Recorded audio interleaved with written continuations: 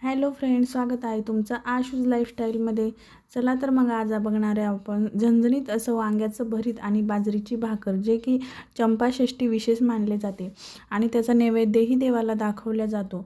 चला तर मग मी आता इथे घेतलेले वांगे घेतलेले, इथे स्वच्छ धुवून घेतलेली आहे आणि इथे मी आता एक कढई घेतलेली आहे. त्या कढईमध्ये तेल टाकलेलं आहे. आता इथे मी वांग्याची देठ काढून घेतलेली आहे आणि ते एक एक कढईमध्ये सोडत आहे. आता कढईमध्ये आपण छानपैकी असे भाजून घेऊया. ते तेलामध्ये असे छानपैकी असे भाजून घेतलेले आहे मी इथे वांगे. तुम्ही बघू शकता इथे मस्त असे भाजून घेतलेले आहे. आणि असं म्हणतात बाजरीची भाकर आणि वांग्याचं भरीत हे याचा देवाला मानच असतो आज चंपाषष्ठीचा. चला मग इथे मी आता हे मस्तपैकी असे सोलून घेतलेले आहे भरीत वांगे.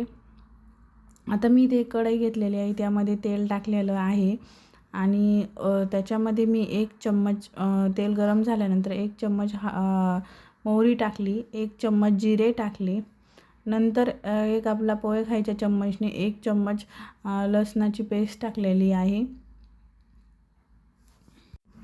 इथे मी पोहे खायच्या चम्मचने 1 चम्मच मी लसूण पेस्ट टाकलेली आहे, तुम्ही बघू शकता. आणि आता ही मस्त अशी लाल होऊ द्यायची. त्याच्यामध्येच मी 2 हिरवी मिरची टाकलेली आहे, कट करून छोटे छोटे तुकडे करून. आता आपण याच्यामध्ये कांदा टाकणार आहोत. कांदा, कढीपत्ता, कोथिंबीर आपण यामध्ये कांदा टाकून घेतलेला आहे.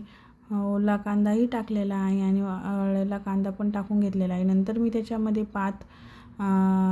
कढीपत्ता वगैरे टाकून घेतलेला आहे. 1 चम्मच हळद, 1 चम्मच तिखट आणि 2 चम्मच आपला कांदा लसूण मसाला टाकलेला आहे.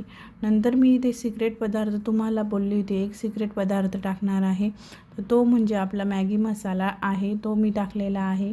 आणि इथे मी वांगी टाकत आहे. बघा तुम्ही आता एवढं छान लागतं ना हे खायला, एकदम मस्त असं. आपलं भरीत इथं रेडी झालेलं आहे. आणि आता 1 चम्मच मी मीठ टाकलेलं आहे.